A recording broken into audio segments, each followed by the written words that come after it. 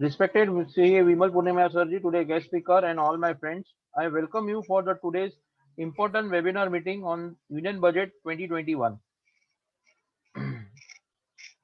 This budget, we had heard many things that ये budget में कुछ भी नहीं आया है, nothing is there. But it was the madam's speech was just a tailor and not like a complete budget. For going through the budget, first we have to go through the memorandum, then the budget speech, and then the finance. We have to read the finance bills. There are the many and lots of changes which has yet come in this budget. Khali, only the slab rate has not been changed. Otherwise, there are many changes in the budget. And for this, today we had our guest speaker, CA Vimal Punamya ji. I request CA Aditya Maheshwari to kindly introduce the today's speaker. Thanks, Amish. CA Vimal Punamia is BCom, LLB, CA. He has secured 22nd rank in Inter CA and 35th in Final CA. He is a practicing CA for last 44 years as partner of Messrs. Vimal Punamia and Company, and had, with the help of 25 assistants, attending to nearly 1,000 resident and NRI clients in various areas, such as taxation, audit, company law, RBI, GST, corporate society, stamp duty, registration, and other matters relating to properties, appeal, search, seizure, etc. He is attached to nearly 100 companies, trusts, firms as advisor, director, auditor, or trustees. He is the member of the Standing Committee of TDS appointed by Income Tax, life member of Cricket Club of India and area others club and associations, and honorable patron Estate Agents Association and Federation of Accommodation Industry of India. He has written number of books on transfer of flats, stamp duty, registration, capital gain, seizure, HUF, and family arrangement and assistance and appeal procedure NRI. He is a speaker at more than 1,000 seminars in India and more than 100 webinars on India and abroad on topics of public interest, union budget, income tax and provisions, stamp duty and registration, cooperative society, RBI provisions, recent issues such as stock, Benami, assessment of builders and developers. He has contributed various articles of public interest in newspapers and magazines like Times of India, Accommodation Times, Property Times, Chartered Accounting Journal, newsletters of Institute of CA. He is also a recipient of number of awards by the Bharat Merchant Chamber, Accommodation Times, Rotary Club, Lions Club, MCHI, ICI, etc. With this brief introduction, I will request everyone to please welcome him. Sir, the mic is yours. Over to you. Thank you, sir.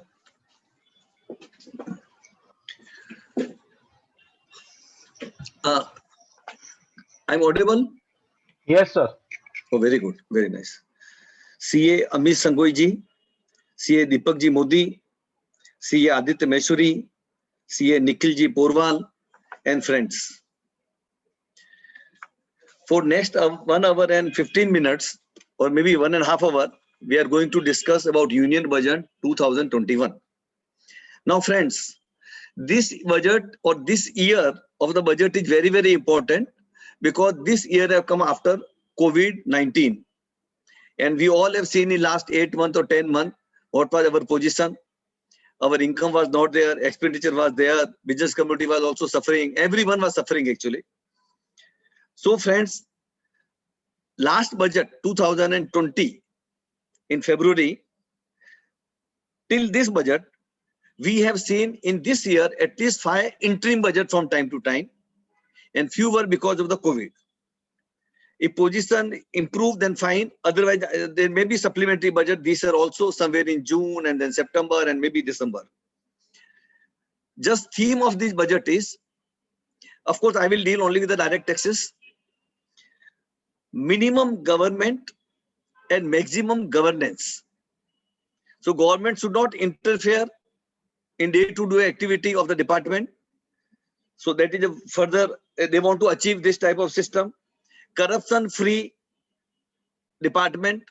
So last 13th August, we have seen our assessment have become faceless. 25th September, we have seen our CIT appeal have become faceless.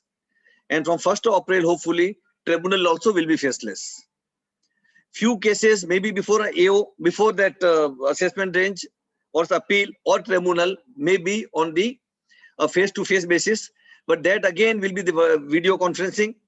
One judicial may be sitting in Delhi accountant member may be sitting in Calcutta, we will be in Bombay, and we will not able to see their face. They will able to see our face, but we will not able to see their face.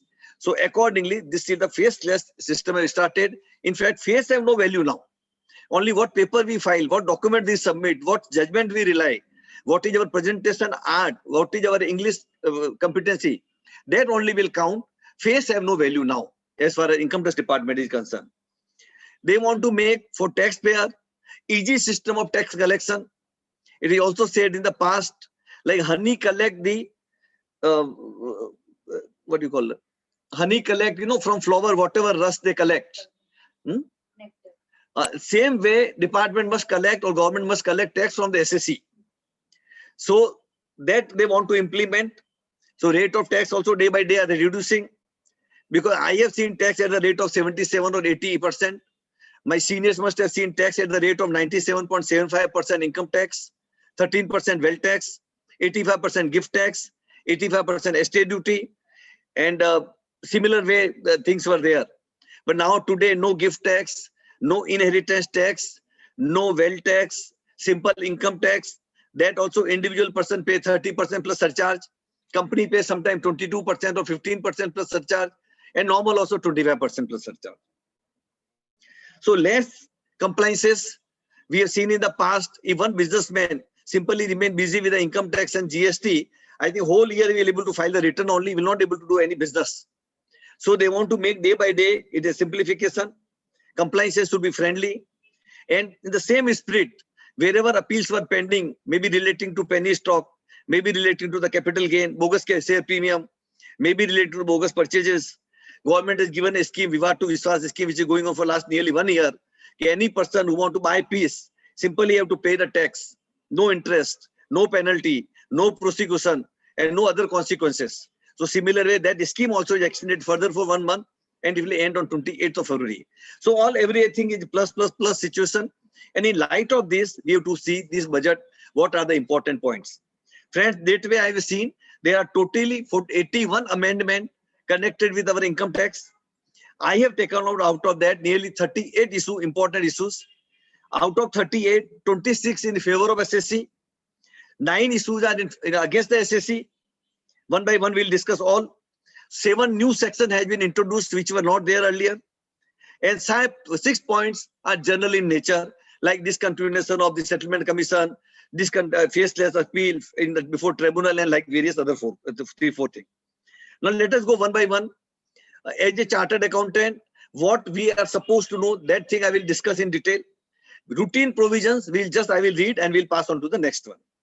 Now friends, let us start with senior citizen exempted from filing the income tax return. Now earlier we all know senior citizen, we used to call when person is more than 60 years plus, his income was exempted to the extent of 3 lakh rupee. Super senior citizen whose age was more than 80 years, he used to get exemption of the 5 lakh rupee. And of course, Mediclaim also some extra benefit. Now, third category we started is known as a senior citizen whose age is more than 75 year age, and he has got only pension income, interest from the bank, and his account is only one account with one bank, no other account, and the account is with the bank where pension is also credited, and whatever income he has got by way of interest also credited there.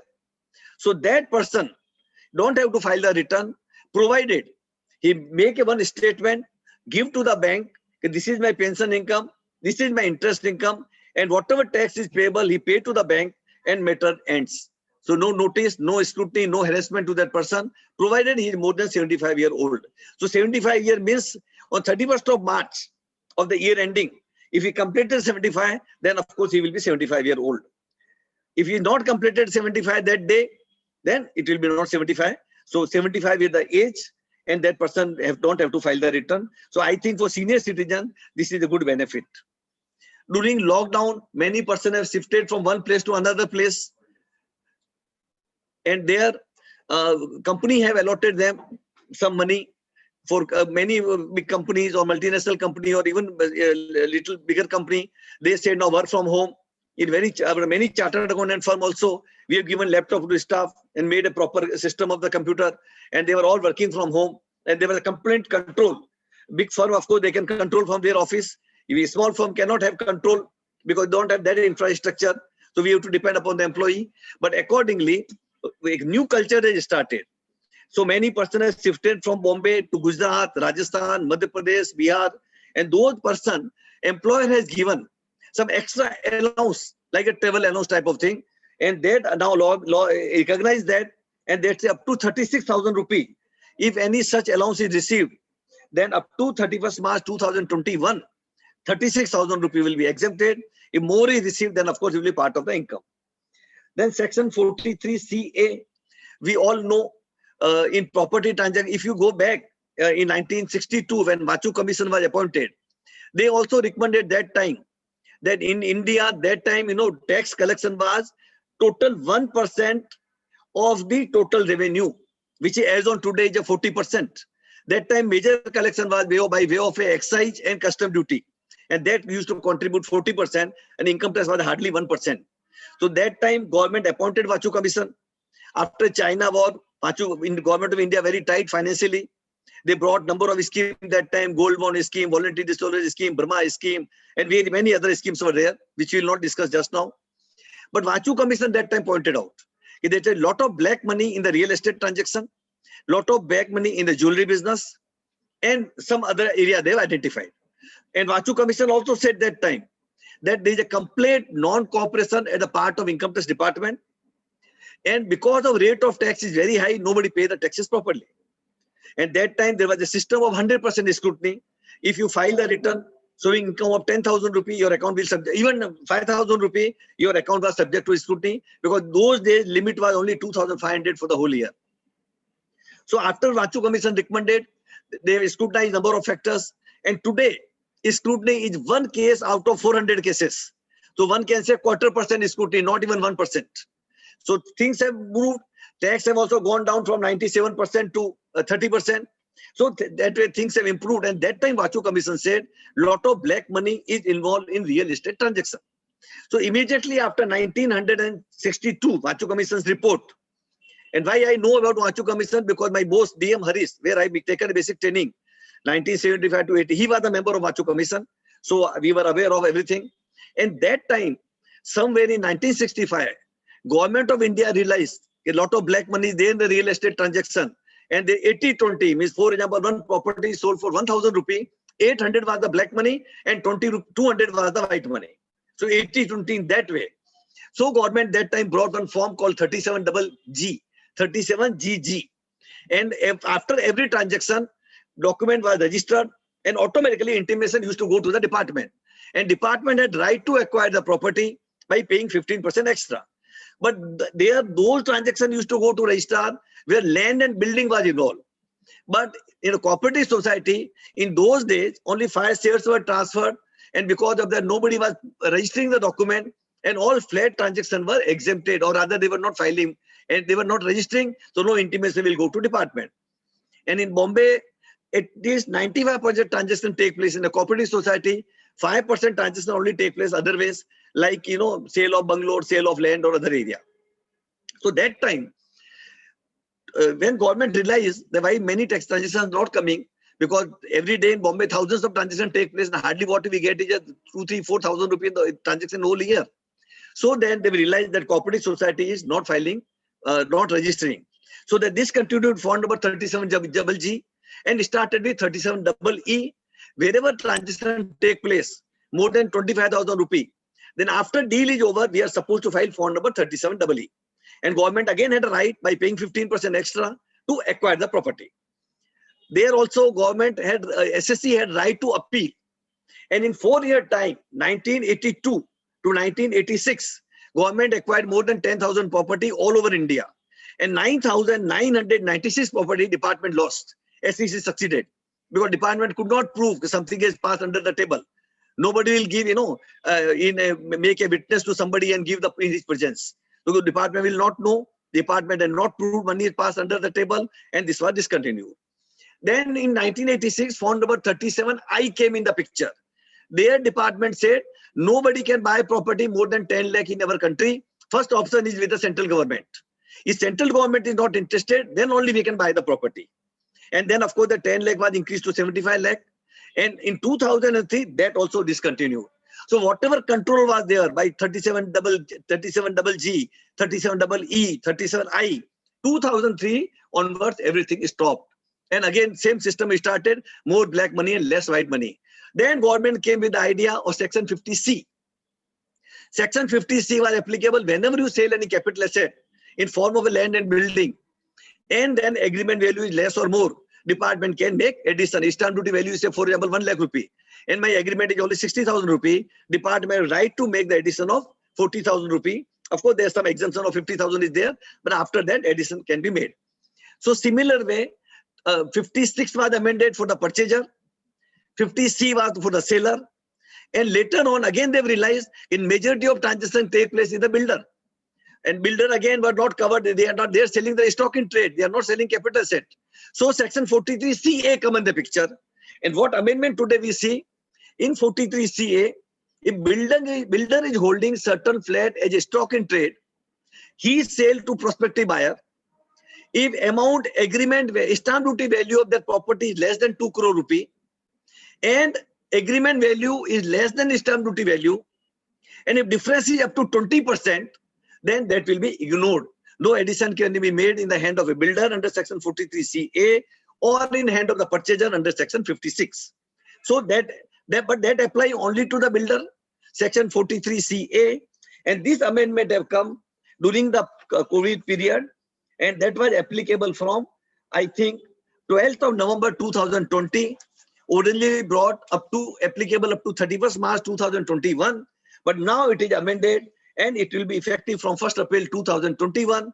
Agreement value less than 20 lakh, sale by the builder, difference between the agreement and the stamp duty value is less than 20%, then no addition will be made either in hand of purchaser or a seller.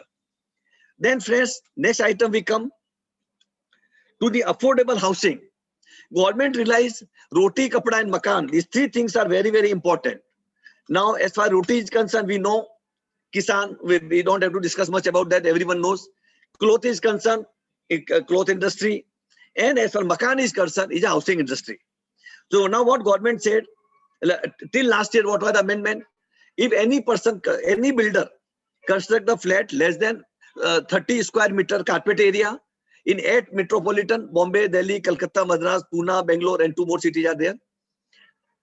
Other places, 60 meter carpet area, 60 meter means roughly 2 bedroom hall, and 30 meter means 1 bedroom hall. If area is below this, one flat is sold to one family. Again, builder complete the construction within a period of 5 years from date of starting to date of obtaining occupation certificate or possession. And cost of each flat as per ready rector, as per stamp duty is less than 45 lakh of rupee. Then builder is not liable to pay the tax. That was the law earlier. Same continue. This was going to expire, but now again continue. So any plan approved after April 2021 also will get benefit up to 2022. But they also added rental housing project. Any builder construct any building with intention of giving property on the rent, and area and size and what I told you that fit in that category, then builder is not liable to pay tax even on a rent income. So rental also they want to give incentive, and housing also there was an incentive. Another amendment under Section 80EEA. We all know whenever we take loan from the bank for purchase of property, we are allowed 2 lakh rupee by way of interest as a deduction. If I pay more, then also I get deduction of 2 lakh. But in case of a person who buying property for the first time, and cost of property is less than 45 lakh of rupee, then he is allowed 1,50,000 interest extra. So 2 lakh is already there earlier. 1,50,000 extra under Section 80EEA. So he can claim interest deduction of 3,50,000. What is the condition? First property, stamp duty value less than 45 lakh of rupee, and he really borrowed the money and paid, and borrowed from the institutions. Where 2 lakh you can borrow even from husband, wife also can borrow from son, children, internal family transaction also is permitted. But this 1,50,000 you have to buy from institution only. And this deduction also was coming to an end on 31st March 2021. And this is also extended further for 1 year, and maybe further extended further next year also. Next item come tax neutral conversion of urban cooperative bank. We all know what is the financial position of the bank. Every day there is a merger from one bank to another bank. A small bank is taken over by bigger bank, and some banks are wound up under RBI guidelines. So this is going on. Two bank government is also going to sell. Somewhere in 1st April 1969, all 14 banks were nationalized. Earlier the banks were owned by all industrialists, either Birla or Tata or Mafatlal or various other person. And now two bank government want to make public, and share may come, and government may collect 40 lakh crore of rupee. Now, so what was the law earlier? If any bank makes subsidiary out of it and transfer certain assets, they were not liable to pay income tax. It is like father had transferred something to the children. Now, what is the amendment? If any benefit extended by a cooperative bank to a banking bank or vice versa, a bank give certain holding to the cooperative bank or cooperative give to the other bank, then also no tax will come, because the cooperative bank or other bank which is not doing very well will get merged with some another bank.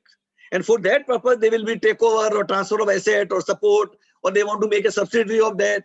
So parent will control, parent will support to the subsidiary. So similar way, whatever transaction had taken place in between these two banks will be not taxable. So whatever was there earlier, that continue, and further benefit has been given. TDS on dividend. Now, we all know TDS is taxable.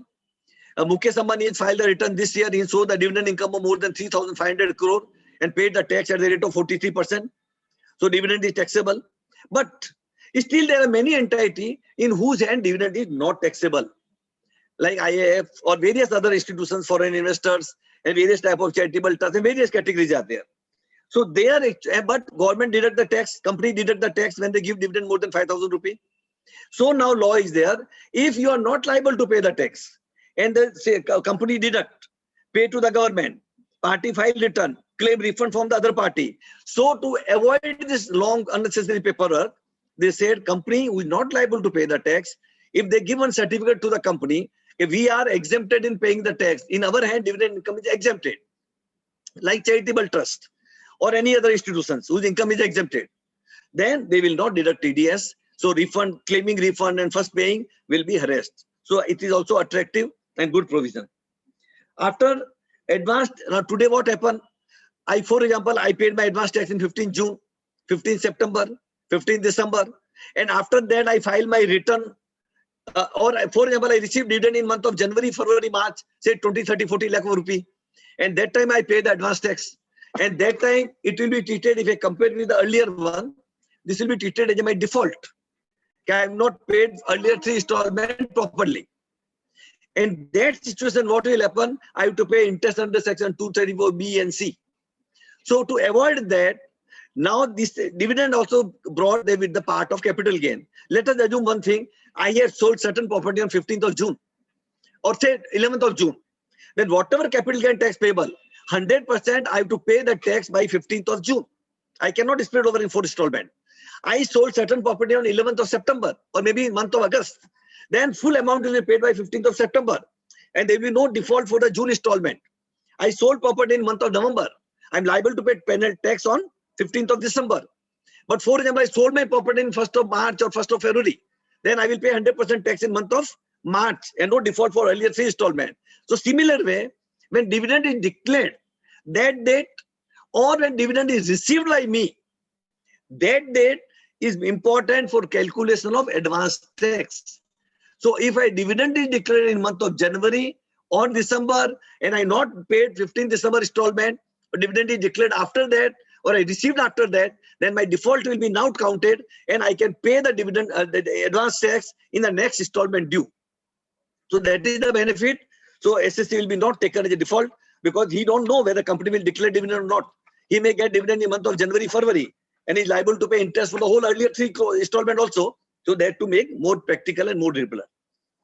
FII earning 20% lower. Now, for example, normal foreign institutions who invest in India, their tax is 20%, TDS related 20%.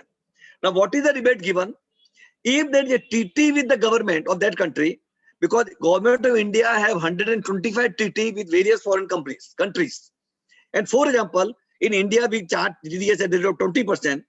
And with that country, treaty is there, and TDS is lower TDS. Their TDS applicable is only 5% or 10%. Then, of course, that rate will be applicable or not our Indian rate. A few years back, I had occasion to visit American Embassy and UK Embassy in Bandra Kurla complex. And I realized there, no employee pay the tax. So I say, you are drawing salary per month, 1 lakh, 2 lakh, 3 lakh, 4 lakh. And how come you are not paying a single rupee value of tax? Then they shown me some treaty. Government of India have a treaty with US government and UK government that any salary paid to their embassy, their employee of their embassy in India is not liable. A similar way, our employee working in USA and UK and working in their embassy is not liable to pay the tax. So here, Indian person working in American embassy in India, income earned in India, person is a resident of India, all purposes in Indian, that person's other brother may be working in another company paying full tax, but if you're working in embassy, they pay no tax. So similar way here also, FIA, if they treaty with the government of India with that government, then that rule will be applicable. Now, for example, that also is 5%. And if I feel that the real income is only 2%, then of course under section 195, 97, they can apply to ITO, give all the detail in prescribed form number 13C or whatever. And ITO will issue certificate and deduct TDS of 1%, 2% or nil or whatever. So what is the option? First is 20%, if no TT. If TT is there, then that rate will be applicable, even lower than that figure. Third, you obtain a certificate from income tax officer, file with that company, and lower TDS will be deducted. Tax audit for chartered accountant, of course, it may not be good news, but overall for SSC, it is good news. And if SSC is happy, we are always happy actually, because day and night we work for SSC only. Advocate work for every hearing is charged. In our case, so we charge only once in a year. And as far as chartered accountant is concerned, our client become our part of family. They are like our family member. They go to advocate only when some case is to be filed or some case is there. But as far as chartered accountant is concerned, 4 times in a year he come to our office for advance tax. Choti moti consultation also he come to us. So earlier rule was, if our turnover is more than 1 crore, we used to supposed to get accounts audited. After demonetization on 8th of November 2016, Modi ji is after the online payment or by check transaction or RTGS or credit card or debit card or whatever, he want to discourage cash payment. So in few years back, 2-3 years back, law was amended that any person have turnover less than 5 crore rupee, I think last year only, earlier to that it was 2 crore, 5 crore, and 95% transactions are by check or account pay cross, check or RTGS or any electronic mode other than cash. Income as well as expenditure. Purchase, sale, and including all other expenditure. Then the person was not supposed to get accounts audited up to 5 crore. That 5 crore limit now increased to 10 crore. So if my turnover is less than 10 crore, my accounts are 95% transaction of sale, purchase, and expenditure are account by cross check, then I'm not liable to get my accounts audited. Then of course I have to pay minimum tax or 6% or whatever, that rule will be there. And if I'm not following that 6% and my income is really less than that, then of course I can get the accounts audited. But those persons who want to pay 6%, big relief to them. So because the case will be not selected scrutiny, simply pay 6% tax and close the matter once for all. Educational institutions, we all know what is section 11, what is section 12, what is section 13. If any charitable trust or association or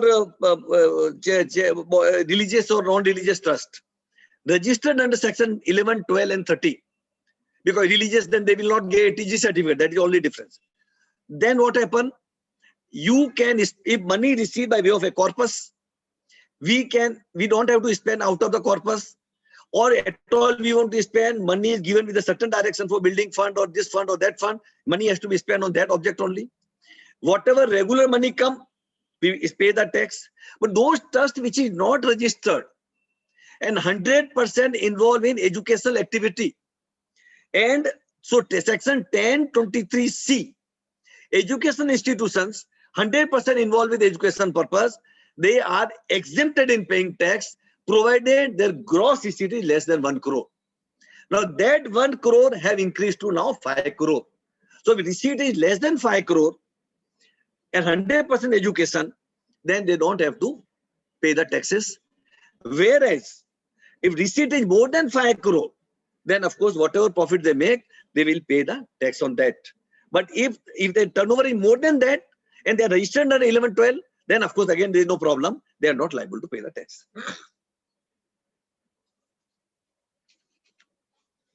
Very interesting. If you go to the Goa Portuguese law, there if husband is working somewhere and he drawing the salary, then wife had 50% share in his salary. Husband have a business. Whatever income he's making, he may be partner in some partnership firm and he's getting share of profit, say extent of 20 lakh, 10 lakh rupee. Even wife is housewife. She's not doing anything, but she still have a right of 50%. So accordingly, till husband income is settled, wife cannot file the return, but she don't even know what is my husband's income. Once she know the husband's income, and both pay 50% tax. Wife pay on her share, husband pay on what share.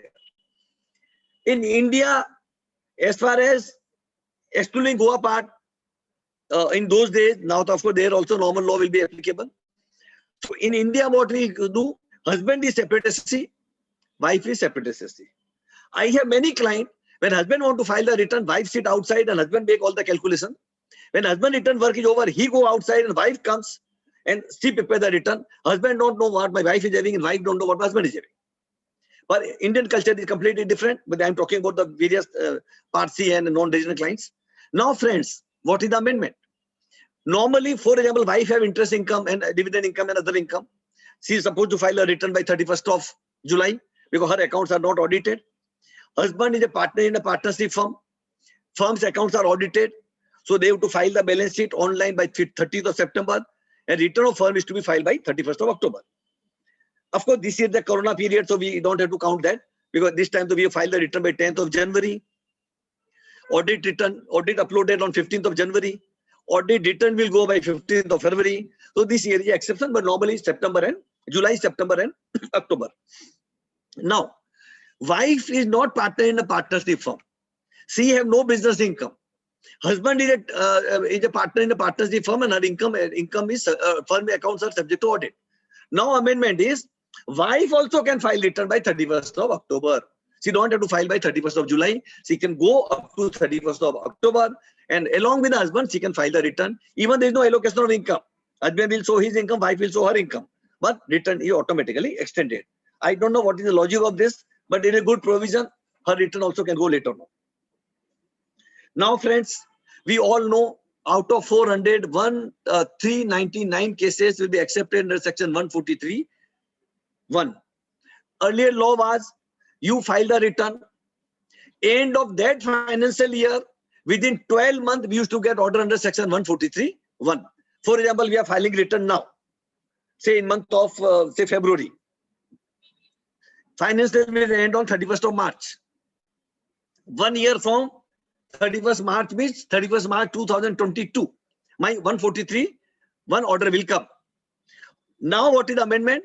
That 12 months has been reduced to 9 months. So instead of March 22, it will be December 21. Of course, this will be applicable from the next year.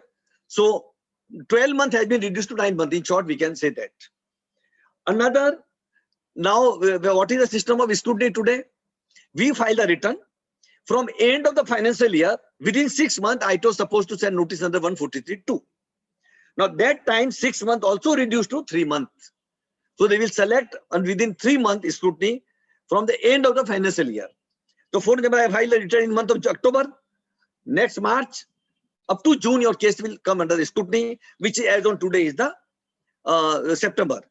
And notice is not simply prepared, it must be served to the party. Or if you give to the post office, then post office is always treated agent of the sender and not agent of the recipient. So till the notice is received by the SSC in his hand. Now, of course, it is faceless, so they will upload only. It will come on the online computer, either email or on portal or SMS message will come.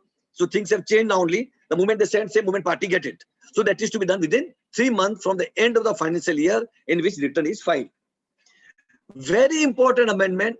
We have seen Modi ji saying last year also, 2 years back also, e-assessment started. So we used to file all detail to the ITO online. And then still ITO used to call us. Yeah, तुम online में क्या भेजता है मेरे समझ में नहीं आता है. You come and explain me. We used to go there. Hard copy also we used to file with him, discuss with him, and then assessment was completed. On 13th of August, Modi ji launched the Charter of Income Tax. What are the right of SSE? What are the duty of SSE? And this honest person will be, each SSE will be taken honest till he's proved dishonest, and number of 30-40 things have come. That time, they also launched faceless assessment. And they also said after 25th of September, faceless appeal will start. Very honestly, I thought they've already committed faceless appeal from 25th of September, but let us settle the faceless assessment take place properly. But believe me, friends, this is going on very well. No corruption. In my office, I received 7 to 8 orders without making any addition. They raise the question, we reply, and order come. Similar way, faceless appeal also really started from 25th of September. Whatever order were passed by 25th of September, they were passed. No new order was passed. Whatever hearing has taken place, they stopped there only. And all assessment after 13th of August and all appeal after 25th of September are faceless. And number of teams are there. For example, for assessment, computer select the case.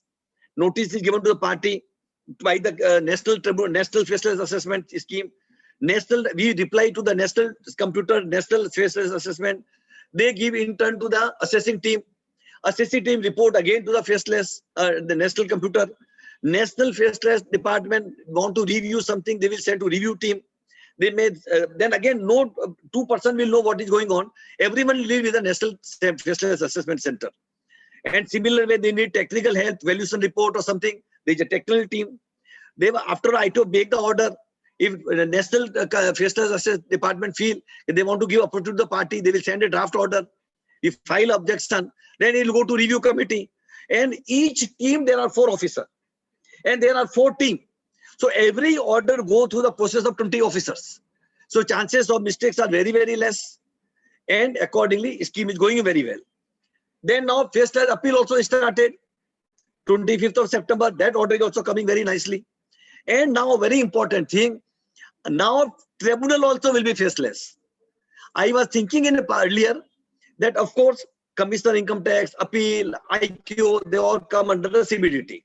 Controlling body is Central Board of Direct Taxes, and their controlling body is the Finance Ministry. So they can pass any law, but tribunal is completely a legal department. This comes under the High Court, and High Court come under Supreme Court, and Supreme Court under the Law Ministry. So it's Finance Department, nothing to do with the online, this one, our tribunal. But Modi ji has taken a power last time, in last budget, and now the tribunal also will become first place from 1st of April 2021. Only thing, if you want to argue in the tribunal, want a face-to-face hearing, then of course video conferencing will be allowed. Similar way, Chief Commissioner will decide if you apply to video conferencing for CIT appeal purpose, faceless appeal, there also it will be given. If for the assessment purpose also you want, you can ask for it. Chief Commissioner will decide whether to be given or not to be given. And Chief Commissioner is the head of the full assessment wing. And if they allow, then what will happen? Department will know who is arguing, whose case it is, what is the name of a case, what are the points involved. But we will not know who is the officer. Even he is in the front, there will be some glass will be there. We will not able to see his face, and his face will be faceless, and we can argue. So now face have no value from either side. But for example, they want to face they want a virtual hearing or the online video conferencing on the tribunal matter. One judge may sit, accountant member may be in Calcutta, judicial member may be in Chennai, I may be in Bombay, and nobody will know anything. And again, if this tribunal passes any order and president or vice president feel they want to review before they hand over order to me, it may go to another team. So there will be complete confidentiality, but 100% corruption will be removed. The whole idea of Modi ji came in 2014 only because of corruption. In Congress, now you have seen so much corruption. One toilet paper cost 70 rupees. And in that game, I don't know what was the game, ACR or something, they purchased that roll at 4,000 rupees. one cooler easily can be purchased at 10,000 rupee or 5,000 rupee. They have taken on a rent for 30,000 rupee. So that was the level of corruption, and Modi ji came because of that. And Modi ji want to make income tax department at least corruption free. Of course, income tax department is less corrupt. If you go to other DRI and custom and excise and GST and various other FERA, FEMA, they are more corrupt than department. But of course, there are also some other agency must be taking care. But income tax we want to make corruption less.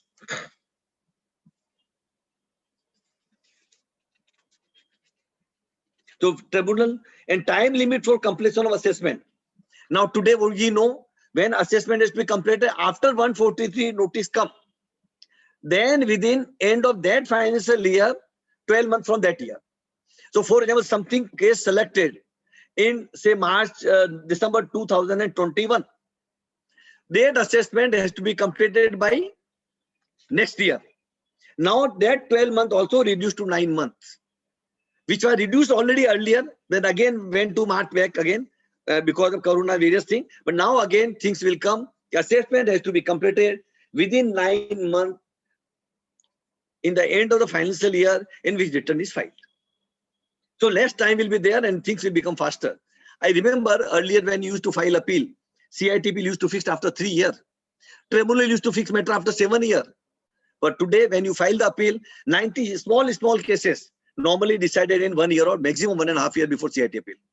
Now, if faceless appeal, Modi ji has given direction, all appeal filed up to 25th of September 2020 should be disposed of by 31st of March 2021. And 95% cases, if you see, notice of hearing have come. And on the contrary, we cannot cope up with so much work, so we are applying for adjournment. So every day, 5 to 10 notice come from the faceless appeal center. Scrutiny, we all know, otherwise also they have to finish by 31st of March. So not only assessment at 18-19, which is time barred, but direction has been given, even assessment at 19-20 also to be disposed of by 30th of April.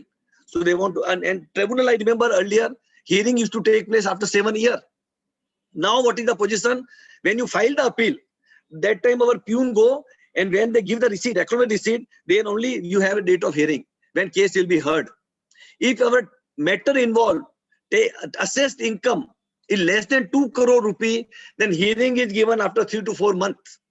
If my assessed income is more than 2 crore rupee, then it is given after nearly one year. So 1 year, 1.5 years, my matter is over. Earlier, the first hearing used to take place after 7 years. So things are improving a great extent. More than 110,000 cases have come under Vivad to Vivad scheme, Vishwas to Vivad scheme. So things, pendency will go down like anything, and things will become more faster.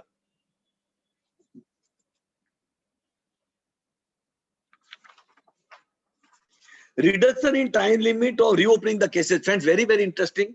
We all know in last few years we have seen bogus purchase cases, penny stock cases, bogus share premium cases, bogus diamond purchase bills, metal purchase bill, cloth purchase bill. And in Bombay, at least 30,000 cases were reopened under Section 148 because various other government agencies have given information to Income Tax Department. In turn, Income Tax Department have sent notice to the ITO, and ITO have reopened the cases. Now, similarly, now what happened? Very important amendment has taken place here. Earlier, what was the law? Let us understand that. If you go back before 1995, ITO was having power to reopen cases for 16 years. And it was very difficult, particularly in Bombay. We don't have place even to stay. We have to keep record for 16 years.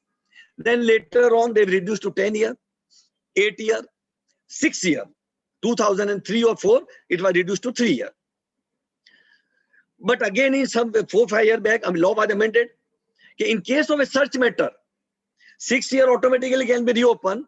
But earlier to 6 years, earlier 4 years. If any year concealment is found to the extent of more than 50 lakh of rupee in form of a valuables, in form of a cash, jewelry, unaccounted investment, unaccounted expenditure, not simply a paper or accounting entry. It should be valuable. Then case can be reopened up to 10 years. If foreign exchange is involved, if department found that person have account outside India, in Switzerland or somewhere, then 16 years are the period.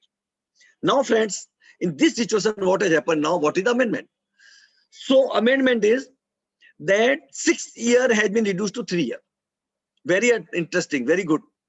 Because now whenever the information department get if this person is involved in the bogus transaction or penny stock or share premium or wrong transactions, one can go back only up to 3 earlier year, excluding the current year. So we cannot go for the 6th year. Now, for example, somebody get information in month of April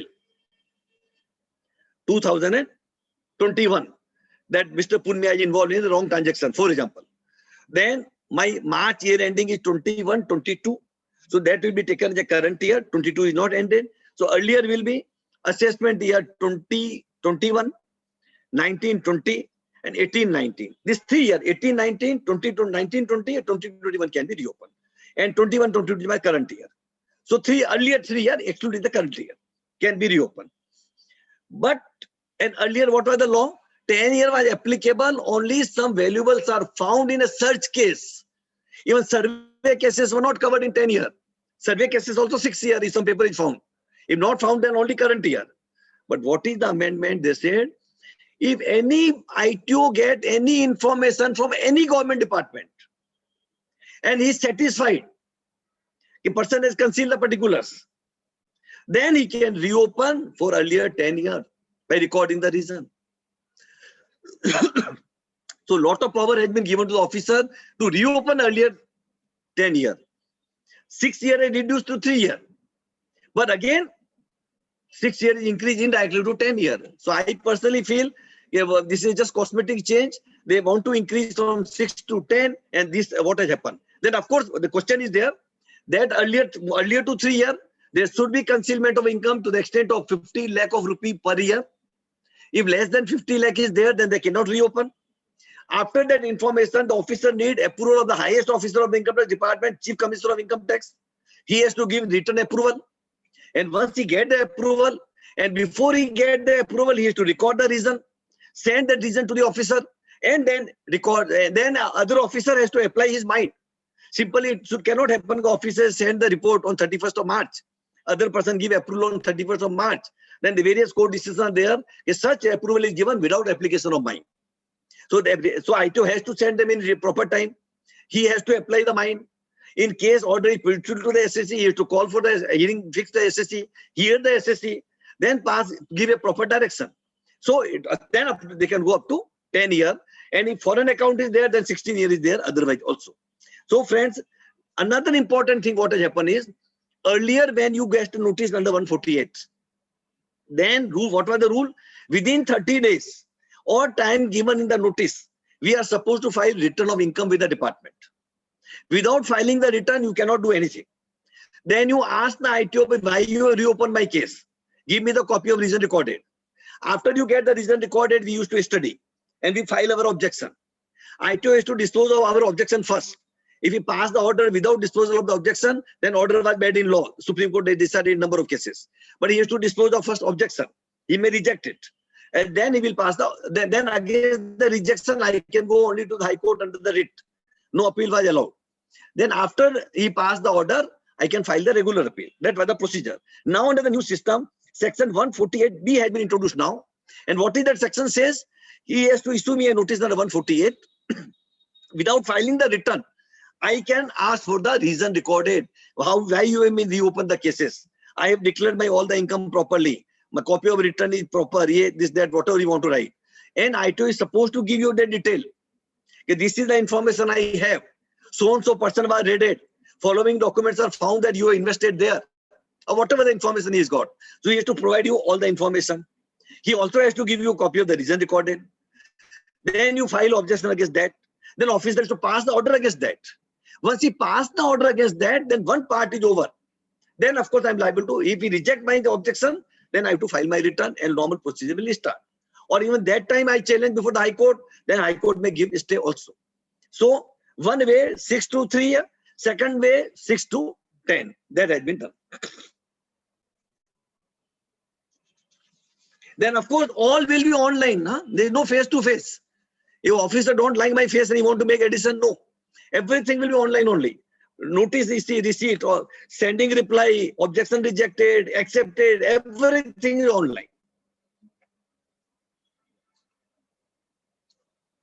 So, this section also is amended 142(1)(a), allowing prescribed authority beside the assessing officer to issue notice. So, online authority, National Computer or National Faceless Assessment Center, National Faceless Appeal Center, they will take care of everything through proper their internal system.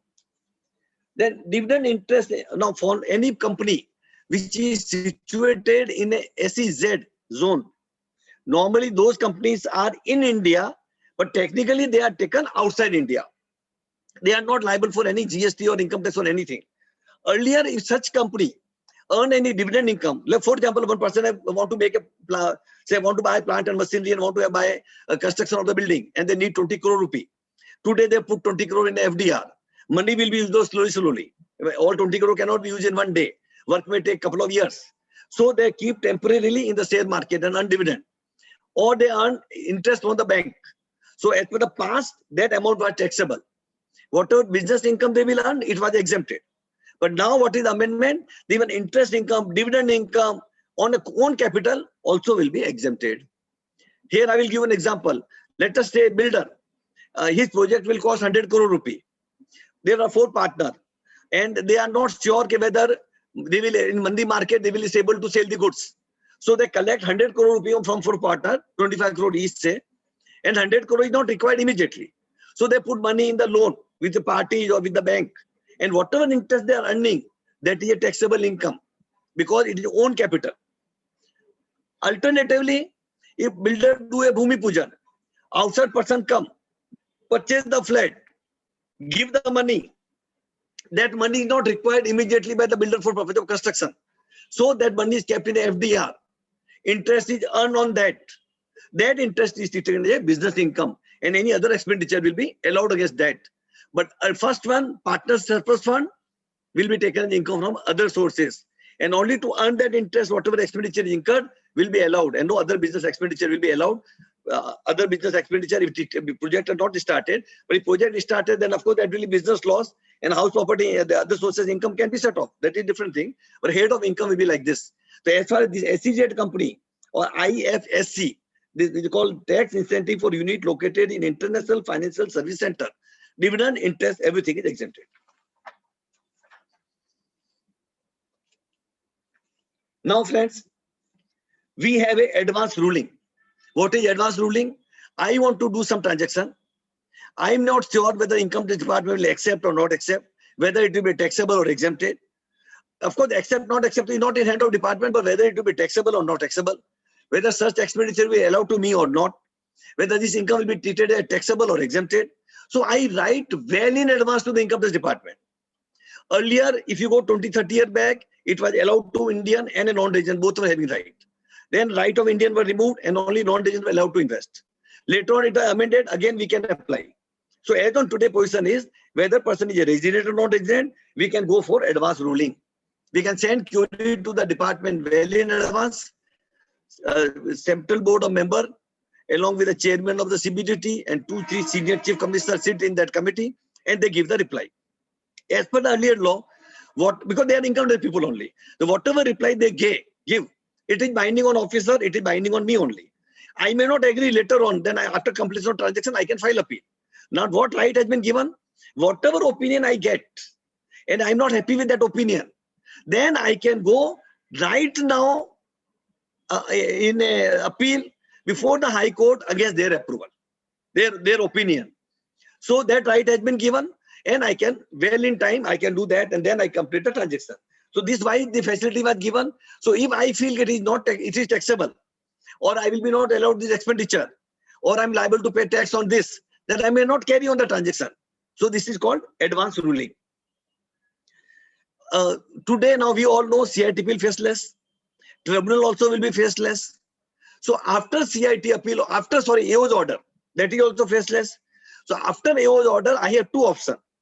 Either to go under the appeal before CIT appeal 1. Earlier, we used to take care of section 264. We go to commission under section 264 for review of the order. Now, one more body have come, and that is called Dispute Resolution Panel. And you go there, and that Dispute Resolution Panel will decide. And in case they decide in your favor, matter end, then department may challenge the further appeal, or dispute resolution scheme may decide in my favor, then I can of course challenge that matter. So that way dispute resolution scheme also is good area, but their condition is my assessed income should not be more than 50 lakh of rupee. This is for small SSCs. If my income is more than 50 lakh assessed income, then I cannot go for dispute resolution. I have to follow the normal procedure. My addition involved in that item, tax involved in that addition should not be more than 10 lakh of rupee. If it is less than 10 lakh, then only I can go. It is more than 10 lakh, then I cannot go. So that is called dispute resolution scheme. If there is a various type of company, if in company law, for example, there is a small company, then income tax department gives various benefit. Big company, sometimes surcharge and something is more, and for a small company, certain benefit is there. Like, weaker section, we say called weaker company, or company which get say various type of ATIA benefit or various other thing. So earlier limit of the small company was their capital should not be more than 50 lakh rupee and turnover should not be more than 2 crore rupee. Now the 50 lakh capital is increased to 2 crore and 2 crore turnover is increased to 20 crore. So if my capital is up to 2 crore, turnover is up to 20 crore, will be taken as a small company, and whatever benefits are available to the small company, I will get that. Another, for startup, 1% company, because many times what happen, what is a startup? You must get some new idea which is not there. This society is going on for last hundreds and crores of years. Nobody got such idea. I got for the first time, and I start that business. It is known as a startup. New idea. This is the baby of Modi ji. Recently, I have seen one person. We all know what is masala dosa, which is prepared for hundreds, thousands of years. Idli sambar, we all know. But one person came and he made mixture of both and made some third item. So that was they got the certificate of a startup.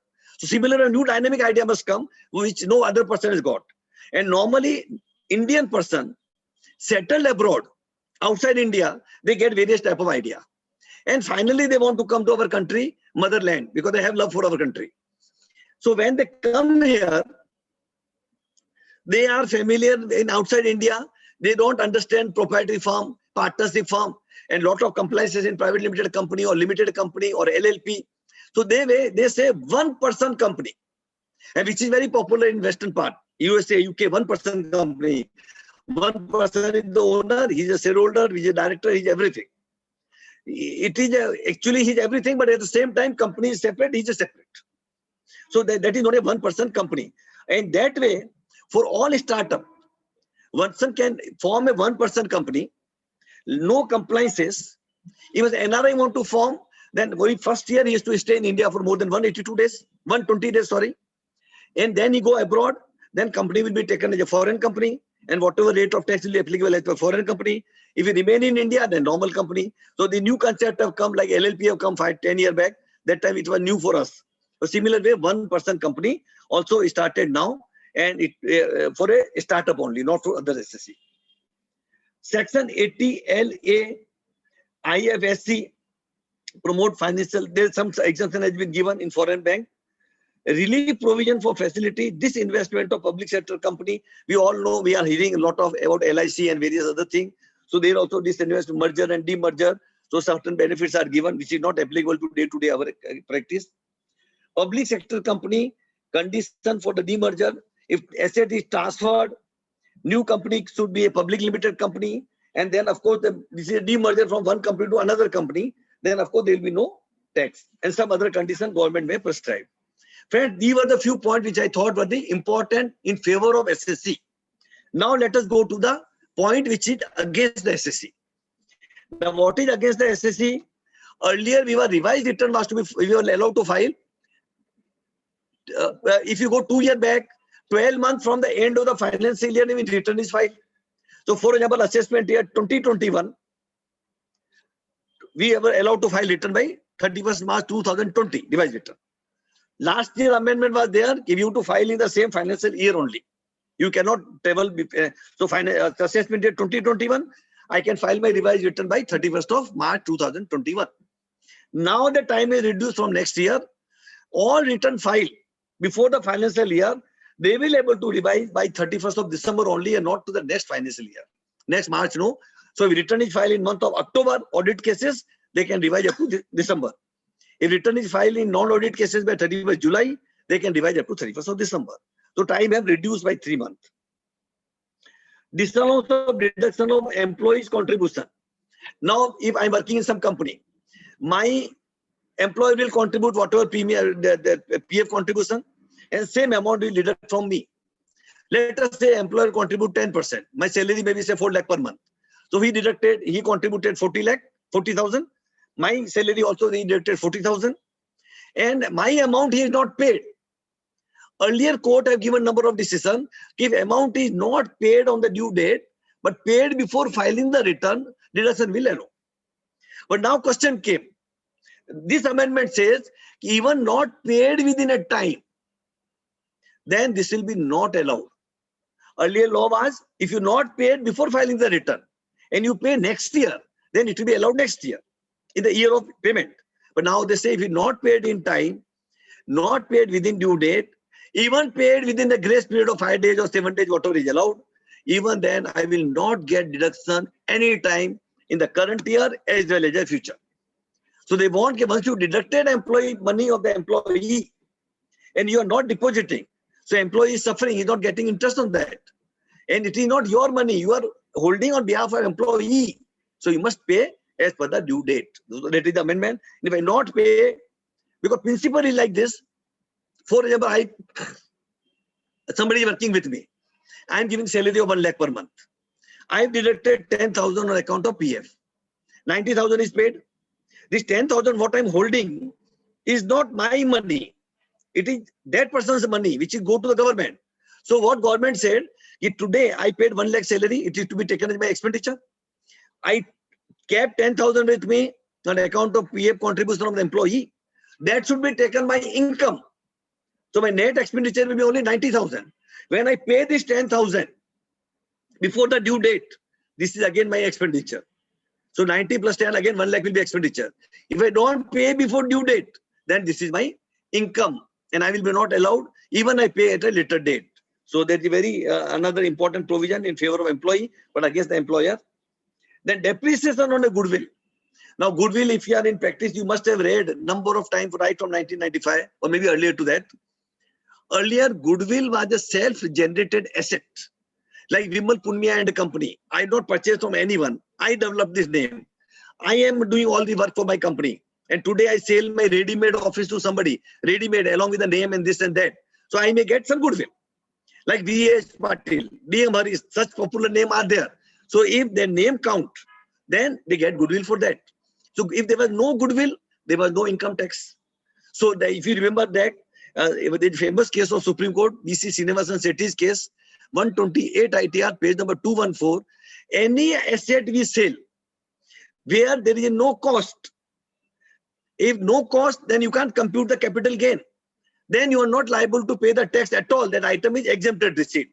Like earlier it was tenancy, goodwill, loom permit, road permit, and paintings, and 1 or 2 more items were there. In 1994, tenancy law was amended, and they say even you sell a tenancy right, cost will be taken as a 0 if there is no cost. Similarly, goodwill was amended afterwards, and one by one, practically all items were amended. Still few items are there. Now, goodwill is concerned, self-generated goodwill, then of course cost will be 0 and you are liable to pay the tax. If I purchase the goodwill from somebody else and selling it, then of course this is a capital asset. Whatever my cost, along with that I will get indexation of that and pay the tax. Now what is the amendment? If today I purchase some goodwill of say 5 crore rupee and I claim depreciation on that, so my WDV will remain every year. When I sell this goodwill, I will get deduction of WDV because depreciation has been claimed, so it will be taken as short-term capital gain for the purchase of capital gain tax.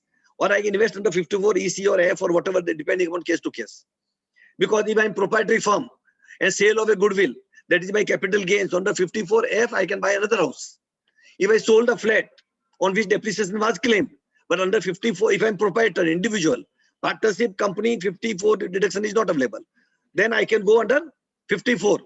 If I am even partnership of a company, I can invest under 54 EC within 6 months, 50 lakh rupee bond. So such benefits are there.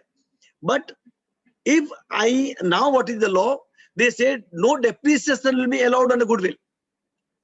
They say like land, we don't get any depreciation because land never get depreciated. So that formula, income tax department says now, as per the amendment, your goodwill will never depreciate. Now, depend upon lot. Kodak company, famous making of the films of that, what do you call it? Camera films. Then good Kotak was counting having a good name in the market and lot of goodwill. But after the video things have come, their company is insolvent. Similar way, you find hundreds of things. So similar way, in India also, Ambassador company was there, Fiat company was there. Their cars were sold at a premium. Now after foreigners have entered, we have number of other cars. And we don't hear anything about Ambassador or Fiat. I don't know, the company is also existing or closed down. So depend upon time to time. So goodwill also appreciate, but government says goodwill never appreciate. If you sell in a future market, and if you already claim certain depreciation, then your cost will be restricted to the WDV value. If you have not claimed anything, then whatever cost you incurred, you will get deduction along with the indexation. So depreciation will be not allowed on the goodwill. Exempted interest income under section 10(11) and 10(12). If contribution above 2, now if I have contributed provident fund 2,50,000 or the unit link insurance premium, then whatever contribution more than 2,50,000, whenever I get that money back, this will be taxable. If unit link, then long-term capital gain, and normal interest I'm getting, then of course interest income up to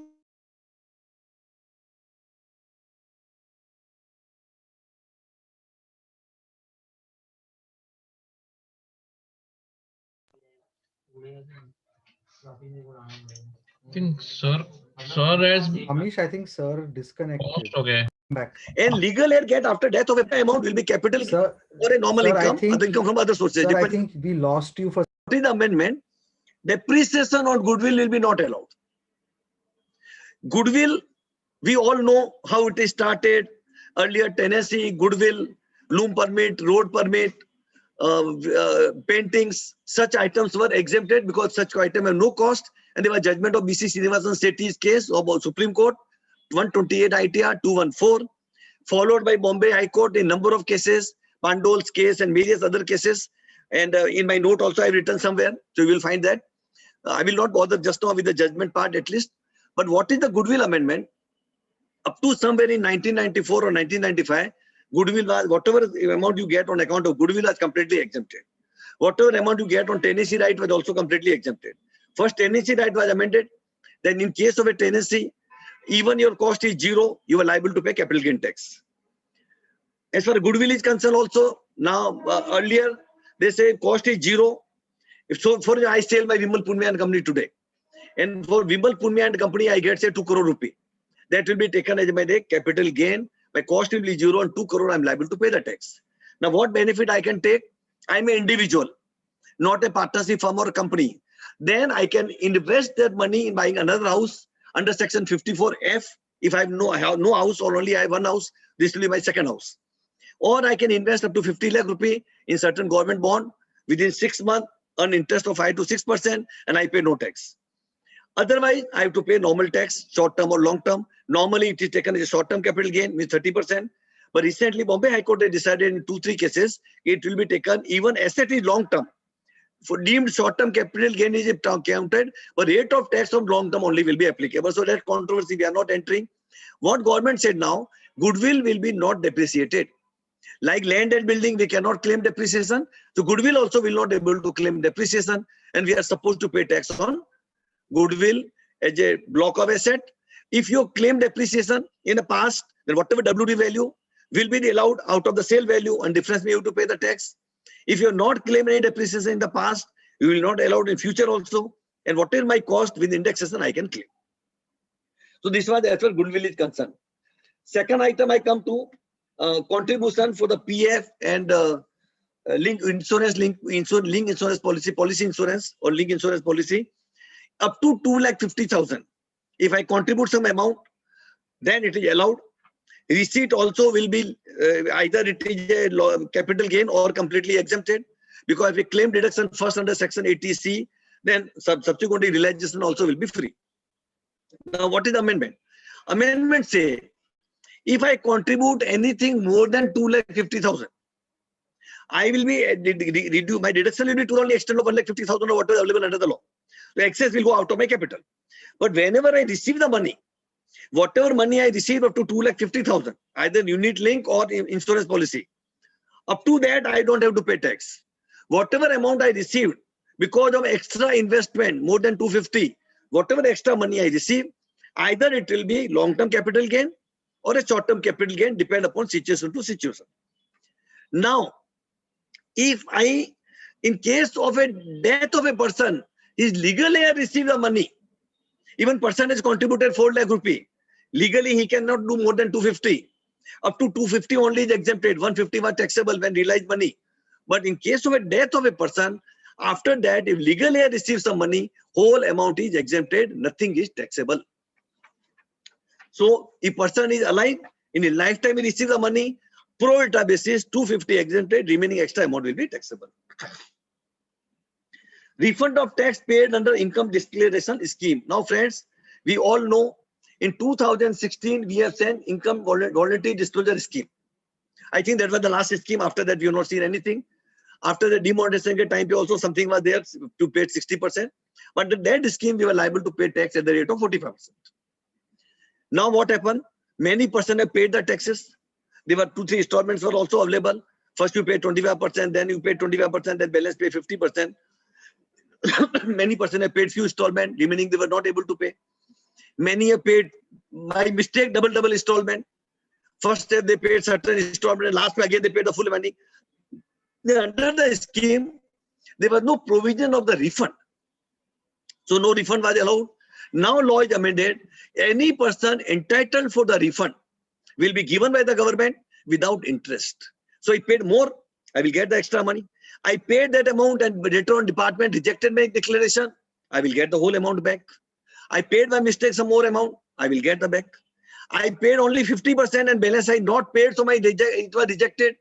Then whatever money I paid 50%, I will get the refund back maybe after 5 years. 5 years from 2016. Now law is amended, so one can go easily and claim the refund. Unit link insurance policy already discussed, 2,50,000.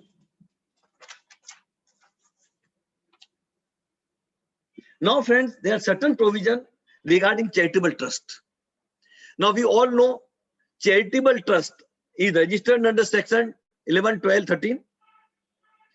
There are 2 types of systems when we get the donation. Either it is a charitable donation, corpus donation, or normal donation. Even trust is not registered under 11, 12, 13, and it is education institution, and 10, 23C, they are getting the benefit. There also they can take the donation for the corpus and non-corpus.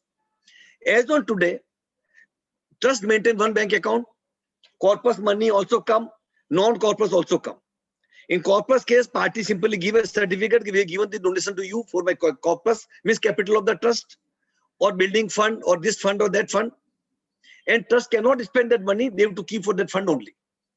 If it is a capital fund, then they have to keep money in the FDR or somewhere allowed investment, and whatever income they are earning, 85% of that income they have to spend during the year, and when income is earned.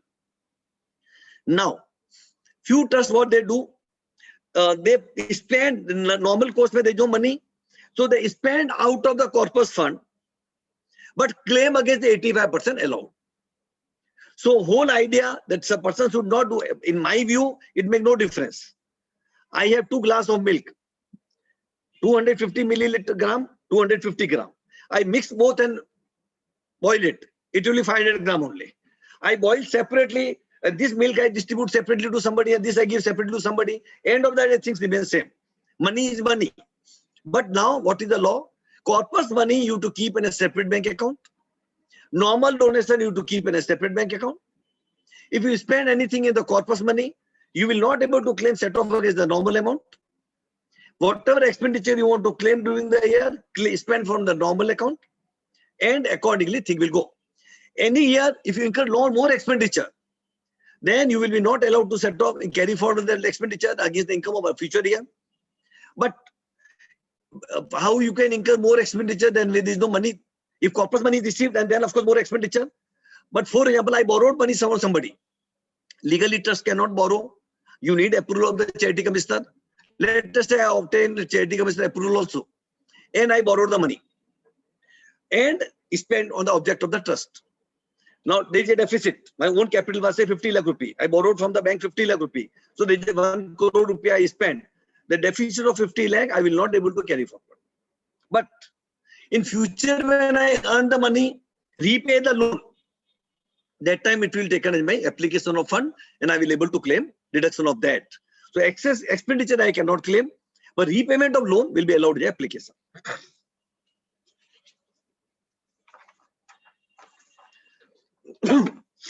A friend, very important amendment which I feel is really very, very important. Normally, many times it happens, there is a partnership firm. Let us assume Mr. A and B, two are the partner. They are having one property which they purchase in 1 crore rupee. Today market value is 5 crore rupee. And for example, I want to take over his business. So what I will do, I will go negotiate with him and he said, Mr. Punya will pay 5 crore rupee and I also comfortable in that, but I don't want to pay the stamp duty. I don't want to pay the income tax. And he also don't want to pay the income tax. Of course, he will be getting money, so it's a question of his payment only. I'm not liable. So what is the way out was there? Person used to revalue the asset. 1 crore property, I will revalue at 5 crore. Before I come in the picture, the old father and son, two are the partner. 4 crore surplus will be divided, profit sharing ratio 50-50. So 2 crore, 1 crore is already cost, revalued at 5 crore. So profit is only 4 crore. 2 will be credited to father's account, 2 will be credited to children's son's account. After a few days, so it is revaluation, self-generated revalue. No money have come, no money has gone out. Balance sheet, which item was appearing at 1 crore, we suddenly appear at 5 crore. That's all. And my account is credited accordingly. After a few days, I admit those two person from the new family who was incoming partner. They are admitted. They will bring the capital of 5 crore. So what happened? My capital account already show 5 crore. New partner have come 5 crore rupee. Asset is 5 crore and bank balance is 5 crore. Few days after that, my two partner retire. The old partner retire and take away the money credit to their capital account. So what after that their retirement, what will happen? New partner and his son is the partner. Capital is 5 crore, asset is 5 crore. Bank disappeared, old partner's account disappeared. Now such situation, there was no income tax at all. Only thing was when new partners sell the property, their cost will be taken only at 1 crore and not 5 crore. If they also find some buyer like what this old person have found, then of course there will be no tax. Now what is the amendment? Amendment is there. When you revalue, no income tax. Earlier also no income tax. But when you really realize the money of revaluation, when you new partner admitted and old partner retired, new partner admitted bringing 5 crore, no problem. But when old partner retires and take away 5 crore rupee, they have to pay tax. At that point of time, they will not pay, but firm will pay capital gain tax. And what is the benefit of that? Your book value of 5 crore is now freeze that. And future, whenever you sell that asset, your cost will be taken at 5 crore. So whatever tax you're liable to pay in normal course in a future date will be paying now. Earlier, what was the thing? Old partners were not liable, firm was not liable. Whenever sell the property to outsider, my cost will be taken at 1 crore and not a 5 crore. Now I paid tax on 4 crore, long-term capital gain tax or short-term, whatever. Then my cost will go up by 5 crore. And whenever I sell the property, it will be 5 crore. So that is the amendment, and I think important amendment. Then friends, few new section has been introduced now. Section 245 MA. Now what the section says? Dispute resolution scheme, which I think we already discussed in my speech. That instead of after ITO's order, one can go to CITPL or dispute resolution scheme. And I told you limit 50 lakh assessed income, less than that, and disputed income should be income up to 10 lakh should be disputed income. So for small SSC, it is applicable. Then section 194Q, any person whose sale is more than 10 crore rupee, and he sell goods to any person more than 50 lakh rupee in the year.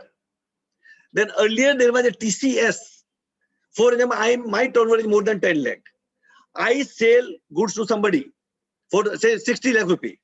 So what I will do, I will charge him 60 lakh plus 0.1%, which of course because of Corona it was reduced to 0.75% up to 31st of March 2021. Otherwise again it will come to 1%, 0.1%. So I will charge 6,000 rupees extra at TC cents, and I will collect from the party 60 lakh and 6,000. 6,000 I will pay to the government on his account. If he is not assessed to income tax, he is not handing over PAN number, then I will charge him 5%. Or I think 1% or 5%, I just don't remember that. But 99% it is 5%. No PAN number, 5%. But hopefully person who purchased goods for 50 lakh will be having PAN number. Now what is the amendment? Earlier it was known as TCS. Purchaser was liable to pay to me and I have to pay on his behalf and he will get the credit. Now it is other way around. I raise bill of 60 lakh rupee. While making the payment, he will deduct my TDS 6,000 and he will give me 59 lakh 94,000, 99 lakh 59 lakh 94,000. He will deduct 6%, 6,000 and pay on my behalf to the government. And I will get credit of this. So that is known as TDS. So when any item fall in two categories, TCS and TDS, TDS will prevail, TCS will be not applicable. If any item is already covered under section 192 or 193 or 194, then it is already there under the part of TDS, then this provision will not apply. Otherwise, it is not covered anywhere, this rule will be applicable. This has come last time, but it was postponed from time to time because of Corona. And then later on, for a few months, it was there also as a TCS. Now it will be TDS.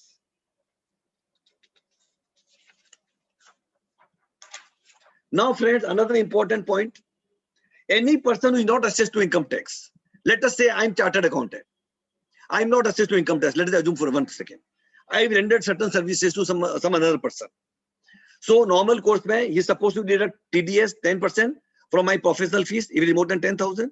But as I have not given him a PAN number, then he will deduct 20%. Now, third category we started. I give him my PAN number. This is my PAN number.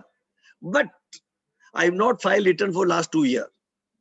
My TDS for last 2 years, each year is more than 50,000 rupees and not filed the return. So I will be at par with the non-PAN number, like non-PAN number. Now what is the effect will be that?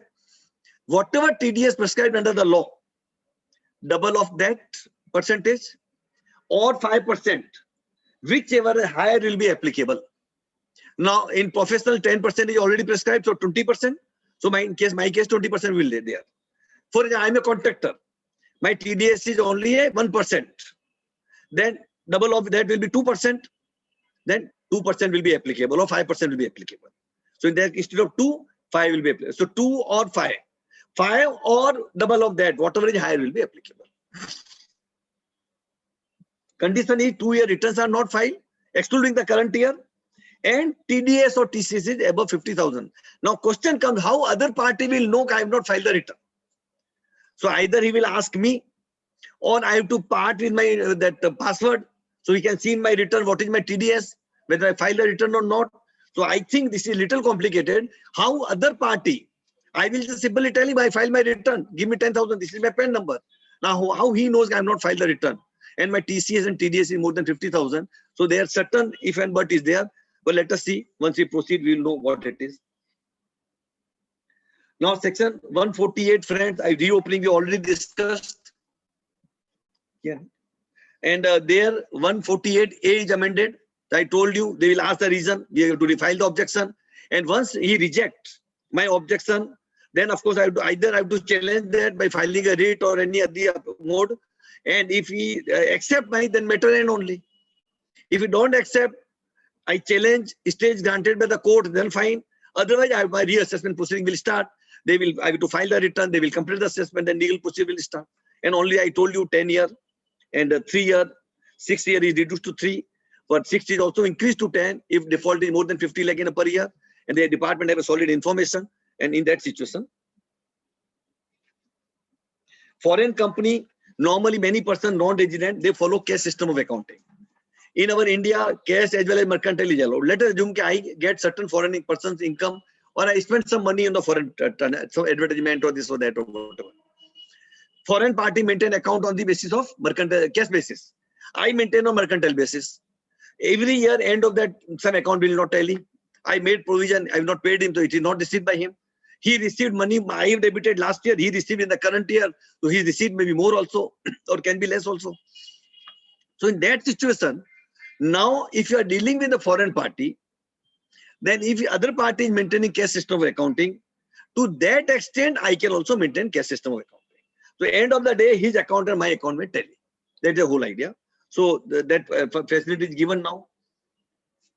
Friends, there is one body called Settlement Commission. Tribunal we already discussed. It has become faceless now. Settlement Commission is the body we normally call Ganga Sanan of Income Tax Department. If your income tax, you committed thousands of crime. I had one client a few years back.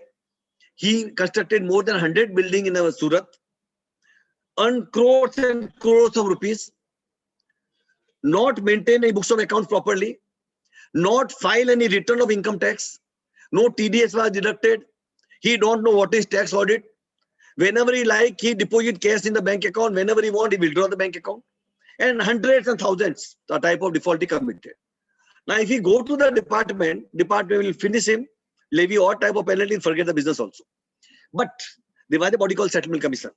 He went to Settlement Commission, and Settlement Commission he applied, sir, I want to settle. I want to make my life very clear, and I want to start my fresh life.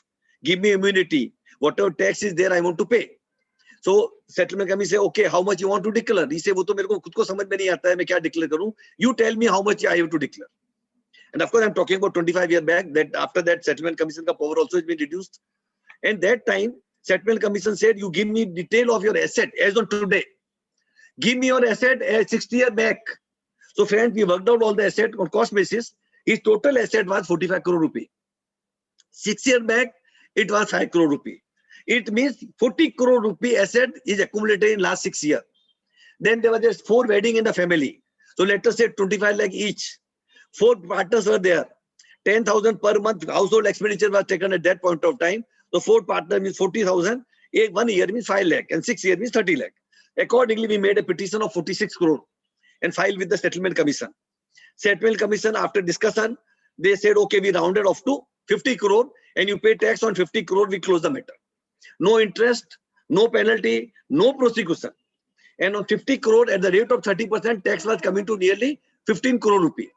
Now he said, sir, I have no money also. My all money is blocked in the asset. Then they've given him in facility. Okay, you pay 1 crore per month. 15 month you pay, and 16 and 17 month you pay interest at the rate of 1%, whatever is applicable. And he started his fresh life. Friends, after 1st April 2021, Settlement Commission is closed. Doors are closed. No petition can be filed because Settlement Commission chief commissioner after retirement become member of Settlement Commission. 3 chief commissioners sit together and decide. Income Tax Commissioner work there like a inspector. And Department Advocate come, and these proceedings are taken place in the camera.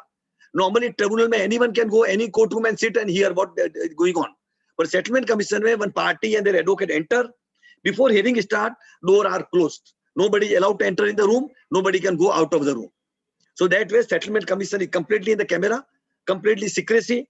What SSC argue in the beginning, when you go there for petition to be admitted, such information is not even given to the department. The party argued like this. If Settlement Commission is satisfied, yes, this matter is really complicated, then only they will admit. Like Income Tax Tribunal or CIT will we go, then what we say, sir, my case is like very clear. 1 + 1 is equal to 2. What else is required? And we try to explain him with the facts and with judgment. But when Settlement Commission we go, we have to argue ulta. If you tell him, sir, my case is very clear, then you have to say, sir, my case is very complicated. Even I don't understand what I have done it. And you are the only very competent person, when a senior officer, you will understand what I have done. So, sir, kindly मेरे को गंगा स्नान करा दो, मेरे से tax ले लो जो लेने का है, और मेरे को वापस ऐसा तैयार करो कि I can start my business again. So that body now discontinued. Whatever petitions are pending, hopefully wherever it is not admitted, they may release also. Or person who is filed by 31st of January, whatever petition, there is a separate team will be formed now, and they will decide to dispose of or send back or what they will do, God knows. But now at least door of settlement commission is closed. That was also formed somewhere in 1962 on the recommendation of Machu Commission. Has worked for 60 years in our country. Delhi, Bombay, Calcutta, Madras. Bombay mein more and more work was there. So Bombay there were 2 benches.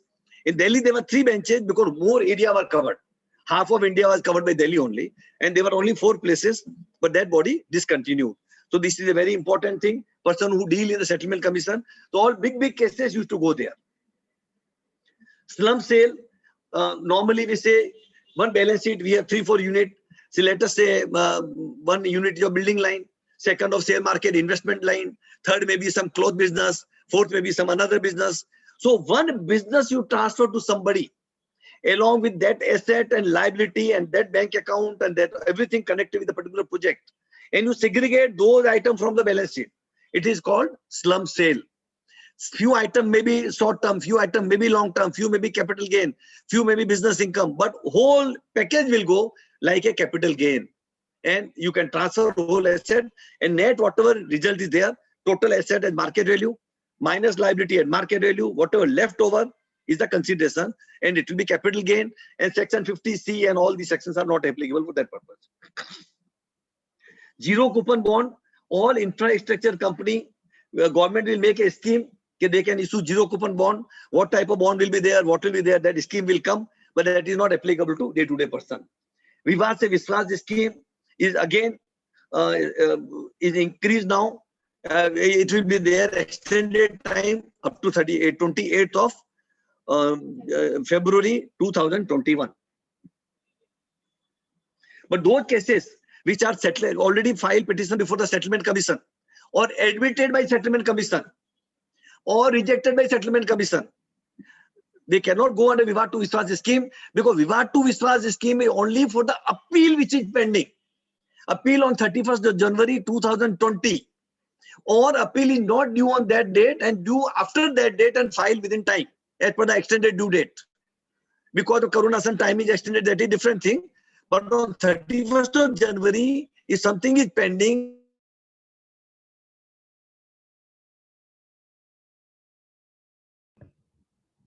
friends, so those settlement cases cannot go in the Vivad to Vishwas scheme. Vivad to Vishwas scheme, only those cases can go which is pending before the appellate stage. It can be before CIT appeal, it can be before tribunal, it can be before High Court, it can be before Supreme Court, or 263 petition before the CIT, or 264 petition before the CIT. Those matter can be covered under the Vivad to Vishwas scheme by 28th of February 2021. Now, last item, friends. Now our client will get pre-filled return made by the income tax department, because department will have all the detail in 26As, dividend income, interest from bank, salary income, if you sold any property, capital gain, and whatever investment you made in various securities, how much TDS has been deducted, whatever taxes has been paid by you, how much investment you made in LIC, etc. And department will compute your capital computation of income and will send to you. I simply have to make certain additional deduction in that. Whatever item I'm not agreeing, I will change the figure. Whatever item still I have some capital gain or some other income, I have to add that, and accordingly we will be able to file the return. So because this reminds me, in 1997 I went to USA, and I was sitting with an officer there, because I was there as a legal person on the property market. So there what happened, one client came, who was an Indian filing return in USA. He came to the officer. He said, sir, I filed my return 4 months back and my refund is due to the extent of $400. So I have not received it. 4 months is over. Officer requested him kindly sit and have a seat in visitor room. And visitor room में already चाय coffee का तो लगा ही रहता था उधर, तो आराम से बैठा था, सूट पहन के आया था. And officer within 10 minutes, he has seen all the everything in computer, made the refund order, thanks का letter, assessment order का copy, और cover में डाल के officer went personally to the visitor room and handed over to the person. I was surprised. India में तो 4 साल के बाद भी ऑफिसर जवाब नहीं देने वाला था, 4 महीना तो छोड़ो. लेकिन now, whatever return we have filed by 10th of January 2021, my 10 client has received the refund, friends, the order under 143.1. What faceless appeal started after 25th of September only. I have received at least more than 10 orders from CIT appeal accepting as it is. So now we are also at par with USA and UK. Things are improving like anything. And more we have to be familiar with the computer. Because if you are not, but today also I'm giving lecture, but I'm not familiar with the computer. I requested my colleague to sit with me. If something goes wrong, kindly help me. But friends, we have to learn computer now. If we are not knowing computer, we are uneducated even after having degree of CA. Thank you very much.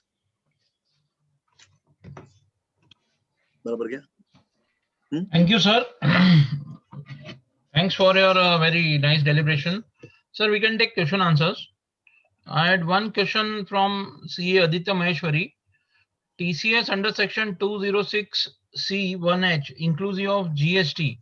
Now whether 194Q will be inclusive or exclusive of GST? In my view, exclusive of GST. If exclusive, then on balance sheet part, TCS applicable, balance part. Balance to GST है sir. You collected GST, you're not paying the GST. One income ही किधर है वो? नहीं वो 206 seat TCS में तो एक second, मेरा जो GST संभालता है उसको बुला, धवल को बुलाना. Business acting on behalf of the TCS जो आया है नया, वो GST पे लगेगा क्या? मेरा 100 रुपए का माल बेचा है, GST लिया 12 रुपए, 112 हो गया. तो TCS तो 100 में लगेगा, 106 में लगेगा? 100 में लगेगा, माल तो 100 का. So मेरे हिसाब से तो उसमें ही लगेगा. But I know last time also I given some lectures somewhere, somebody raised this question. So he said no, the department not accepting. GST वाला बोलता है turnover ऐसा है. But after GST is not my money, I collected and paid to the government. 50 lakh के ऊपर पे लिखा तो GST पे लगेगा. क्यों? वो अभी निकाला है. सर्कुलर है. हाँ. 206C में लगता है सर, TCS में लगता है, TDS में क्या? एक सर्कुलर मेरे कलीग बोल रहे हैं कि जिन्होंने वो GST मेरे ऑफिस में जो संभालते हैं, वो बोल रहे हैं कि भाई अभी एक सर्कुलर आया है तो GST पे भी लगेगा. वो TCS में तो था सर, मगर अभी TDS में अभी आएगा तो क्या होगा उसका कुछ आइडिया नहीं आ रहा. नहीं, उसमें वो जितना काटेगा उतना भरने का है और उसका सेवा तो मिलेगा. तो खाली एक मोटर कार, होगा. Only sale of motor car, I think the impact would be there. I think अगर मोटर कार जो सेल करते थे TCS कलेक्ट करते थे, वो शायद ये उल्टा हो जाए शायद, और तो कुछ इम्पैक्ट लग नहीं रहा. 194Q का 194Q का बोलते हैं. ये देख के बता देते हैं सर, 2 मिनट में दे, आप देख के बता दो, मिनट अपना अपना दूसरा चालू रखते हैं. सर ओनली वन क्वेश्चन, बाकी सब सर आपने ऐसे एक्सप्लेन किया, नो क्वेरीज. अरे वेरी गुड. बुलेट ट्रेन है sir, bullet train. Sir, I wanted to ask, I am Nikhil Porwal. हाँ sir. Sir, I wanted to ask, this settlement commission, now that it is abolished, will it be challenged constitutionally that they cannot do it? देखो ना, अभी sir Modi का जमाना है, कुछ भी challenge करो, कुछ होने वाला नहीं है. चैलेंज तो इंडिया में हर चीज को होता है. जब भी जो चीज आया, विवाद से विश्वास लगाया, उसको भी चैलेंज किया. पास के अंदर we have seen 16 voluntary disclosure scheme, and every scheme was challenged and argued by senior person like Palke wala or Soli Dastoor. पर गवर्नमेंट है sir. So then in case of somebody who has already in a raid matter, like one of my, so just now they said कि wherever appeal is filed, settlement commission petition is filed, those they are going to dispose of. But if supposing it is not filed, they then have time till then 31st regular, March. then nothing sir, cannot go. But they don't have time till 31st March to go and file the settlement. नहीं, normally amendment 31st मार्च तक होना चाहिए, अप्रैल से होना चाहिए. पर ये मालूम नहीं उन्होंने क्यों किया. उनको लगा होगा वो, जैसे क्या होता है नॉर्मल कोर्स में सेक्शन 68 और 69 में कोई ऐड करते हैं, तो अपना 60% tax, 15% surcharge, 3%, 4% education cess, and then एस करके 78% आ जाता है. वही matter set, and again penalty लगती है 10% minimum if you accept, don't accept then 30%, and if you challenge in the appeal then 60%, तो सम टाइम आपको 138% भी जाता है. If you go in settlement commission, they will say whole amount is business income and pay tax of 30%. Right. Oh, किधर साला 78 or 84%, किधर खाली 30%. No penalty, no interest, and simply you pay. You know, money also you pay in installment. So it is like a big body. So उनको लगा होगा ये सब लुटा रहे गवर्नमेंट का पैसा, फायदा ही फायदा दे रहे हैं, निकाल दिया उसको बिल्कुल ही. So that means it is applicable from today only. Today only, yesterday only, sir. So after first. No application will be accepted. Whatever accepted to 31st January will be processed. और वो मोदी होशियार है, उसने जब भी मतलब जो लास्ट वर्किंग डे होगा उसका ऑलरेडी लिस्ट ले लिया है ऊपर. तो कोई आपका ओल्ड डेट में लेके एंट्री कर दे, वो पॉसिबल अभी नहीं है. और सीआईटी अपील का भी वही किया था. 13 अगस्त को ही सब सीआईटी अपील से डिटेल ले लिया था, गिव योर पेंडेंसी, और एक लेटर भेज दिया कि no CIT appeal will pass any order. Right. जितना पेंडिंग अपील है अपलोड करो और नेशनल ट्रिब्यूनल को, नेशनल सेंटर को भेजो। भेज दो। तो 13 अगस्त से 25 सितंबर तक CIT अपील खाली वो ऑफिस में आके अपलोड कराने का काम कर रहे थे। नो ऑर्डर वाज पास्ड और डिटेल पहले ले लिया, तो ओल्ड डेट में कुछ नहीं कर सकते। Right. 13 अगस्त को ITO का ऑर्डर भी ले लिया। हम्म। तो अभी वो मोदी उससे आ रहे, वो उसको दोनों रास्ते मालूम है। Sir, hello. हाँ, यस सर राजेश भाई। So, yeah, sir, one question, sir. So I have purchased one property and I deducted at 0.75% TDS on property because of the corona relief. Now Yes, sir. I came to know that this seller was an NRI. I should have deducted 20%. So now how do I come to know from the PAN agreement, telephone bill, electricity bill, everything was there locally. So there was no way I can find out that he was an NRI. So now what is the recourse? Stamp duty has been paid, registration has been done, full payment has been done, and the income tax return has been filed accordingly. Tomorrow if scrutiny comes, then what is the recourse? How to find out whether the seller is an NRI? नहीं, अभी तो क्या करो आप short में, seller has filed a return or not, Seller has filed the return. and he paid the taxes whatever was due. उसका long term capital gain था, पूरा टैक्स ड्यू नहीं हो रहा था. He repatriated the money outside India 15 CSCB form भर के. But नहीं, मनी डिपार्टेड तो टैक्सेबल नहीं था उसका ने, हाँ, उसका टैक्सेबल नहीं था. LTCG साहब और मतलब वो सर्टिफिकेट भी CA ने दिया होगा तो ही पैसा गया। हाँ, सीए ने दिया तो ही पैसा हाँ, तो गया. क्वाइटली वो CA का सर्टिफिकेट अपने फाइल में डाल दो, नंबर 1। उसके Right. रिटर्न का कॉपी ले लो, and there are Right. Number of decision of supreme court and high court कि other party Right. Paid the taxes, then you are not Right. Liable to pay the tax. और Correct, sir. ज्यादा करके इसको शांति बंद मुट्ठी में ही रखो, ज्यादा धमाल में बेचो, Right. क्योंकि But अगर sir, आपने system खुद कैसे- हाँ सर, अपना सिस्टम में पता ही नहीं चलता है कि सेलर एनआरआई है कि रेसिडेंट है. How to find out? मतलब नहीं तो ये गलती होती नहीं, नहीं थी. पैन कार्ड, पैन नंबर में उसका मालूम पड़ता होगा सर, पैन नंबर में NRA का कुछ एन आता है बीच में, अच्छा, पैन नंबर लेकिन इंडिविजुअल के इंडिविजुअल में भी पैन आएगा। नंबर. हाँ, कुछ मालूम नहीं अच्छा. पड़ता, then you are safe, then you don't have to worry about anything. और वो पैन नंबर से उसे रिटर्न कहाँ पे फाइल किया, नेशनल इंटरनेशनल सेक्शन में फाइल किया, सर वो मुझे पता करना पड़ेगा. I will have to air find India में आउट. फाइल किया होगा, नॉन रेजिडेंट सर्कल तो NRI है, और पैन नंबर भी उसको वहीं का मिला होगा, तो Right. पैन नंबर से ही मालूम पड़ जाता है। तो अच्छा. आपके लिए अच्छा यही है कि वो पैसा जब इंडिया के बाहर लेके गया तो हाँ. CA का सर्टिफिकेट लिया होगा उसने कि ये आदमी की लाइबिलिटी नहीं है और ये पैसे में नहीं। टैक्स भरा हुआ है इंडिया में, हाँ, करेक्ट. कोई पैसा रिजर्व बैंक अलाउ करेगी, तो वो सर्टिफिकेट का कॉपी लो, उसका रिटर्न भरा होगा जहां पे उसने कैपिटल गेन बताया है, वो कॉपी Right. आपके पास में रखो। राइट. इससे आपका एक काम पूरा होगा, you are not liable to deduct and pay, right. पर फिर भी गवर्नमेंट आपको पेनल्टी मार सकती है, and right. Penalty can be 100% of TDS amount, and But TDS will there be is there is no loss of revenue to the department, sir. Exactly, तो वो आपको लंबा बैटल होगा इनकम टैक्स से, Right. और वो आपको सेफगार्ड करेगा खाली नॉन डिडक्शन ऑफ TDS के लिए। पेनल्टी का तो लटकता तलवार अपने सिर पे है ही है। है ही है, बराबर है. Okay sir, thank you. Thank you sir. Thank you. Sir, one more question is that disallowance of, it's by Ravindra Shetty, disallowance of employee, 1 minute, disallowance of employees contribution not paid within due date as per respective act will be disallowed retrospectively or prospectively? Prospectively sir, prospectively. जब भी कोई additional charge होता है वो prospective होता है, जब भी आप लोगों को बेनिफिट मिलता है वो रेट्रोस्पेक्टिव होता है। वापस Aditya Maheshwari, one more query. Taxability of surplus received on partner's capital due to revaluation of assets by the partner by CA Rajiv Mittal. ये CA राजीव मित्तल सर ने क्वेश्चन पूछा है। क्या पूछा है आदित्य, प्रोस्पेक्टिव या रेट्रोस्पेक्टिव, यही पूछा होगा क्या भी taxable. What is the taxability of surplus received on partner capital due to revaluation of asset? हाँ, तो जब भी इसको रियलाइज करेंगे पैसा, खाली रिवैल्यूएशन से टैक्स तो नहीं आएगा, पर जब भी इसको आपको पैसा आएगा नया इनकमिंग पार्टनर से या किसी से, वो टाइम आपको फर्म को टैक्स भरना पड़ेगा। उसको नहीं लगेगा, फर्म को लगेगा। और फर्म भी देगी कहां से, उसे काट के देगी। So fine sir, so और मैंने सर आपको राइटअप भी भेजा 18 पेज का। शेयर किया सर हम लोग ने ग्रुप में।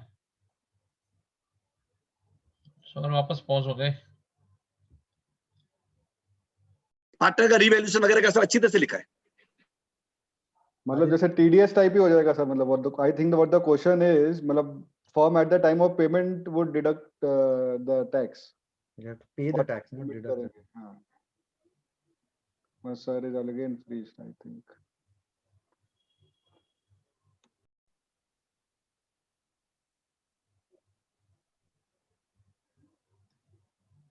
आदित्य वो वर्ड डॉक्यूमेंट खुल नहीं रहा है. नहीं लगेगा। मगर वो मालूम कैसे पड़ेगा सर कि पहले वो टीसीएस काटने वाला है कि टीडीएस काटने वाला है? TCS are now this people are charging on the bill itself.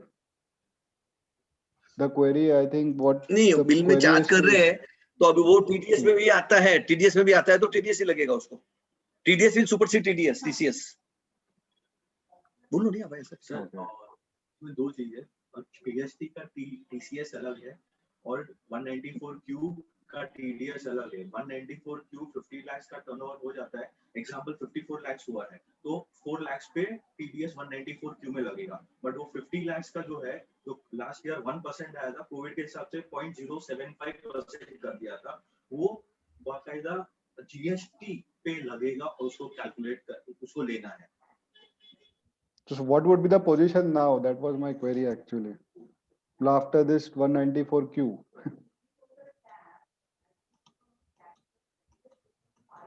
मतलब करंट सर वो जीएसटी पे टीडीएस आएगा कि नहीं?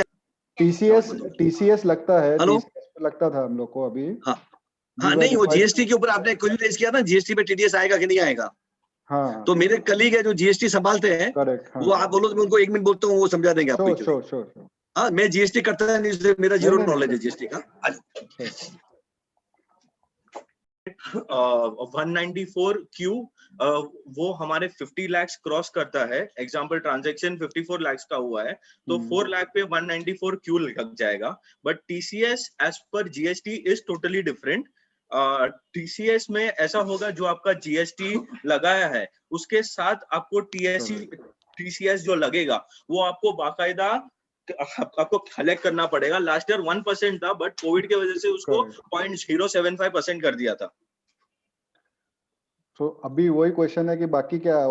100 rupees is the consideration, 12 rupees is the GST. तो अभी क्या 12 रुपए पे टीसीएस कलेक्ट करेंगे और 100 रुपए पे TDS? Yes sir. Oh okay. Thank you, sir. Fine. So we can conclude the session. I thanks CA Vimal Punamia sir ji. Just before starting our lecture at 6:30, he has taken one more lecture between 4 to 6. और कल sir से जब हमने बात की तो बोले कोई मानना नहीं, मैं आगे भी कंटिन्यू कर सकता हूँ. So he is till today energetic and he is having a passion of delivering the webinars and lectures. So now I request CA Nikhil Porwal ji on behalf of Andheri Ushira Study Circle to give the hearty vote of thanks. Thank you, Amish. Anything said about Punamia ji is less and less, because the kind of knowledge base that he has and the way he explains it with live examples. तो even though there is no PPT, उनको PPT की जरूरत ही नहीं है, क्योंकि वो जो बोलते हैं वो सीधा दिमाग में ही फिट हो जाता है कि भाई ये है और ये लॉ है.